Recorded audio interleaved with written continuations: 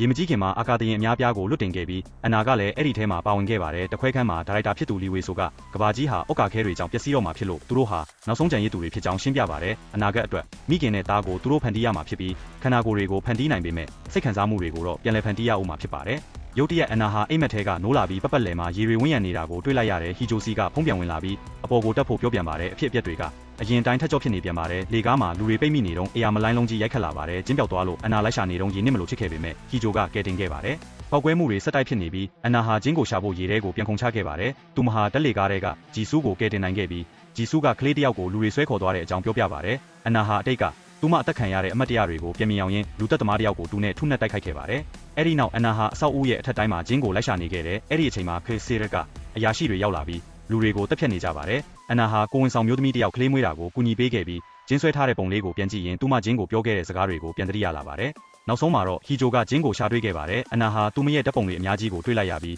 သူမစီပြေးသွားခဲ့တယ်ဒါပေမဲ့ဗီဒီယိုတကားကိုဖွင့်လိုက်တဲ့အချိန်မှာတော့သူမဟာအချိန်စဝန်းတစ်ခုထဲမှာပိတ်မိနေတာကိုသိလိုက်ရပြီးစစ်သားတွေရဲ့ဖမ်းဆီးခြင်းကိုခံလိုက်ရပါတော့တယ်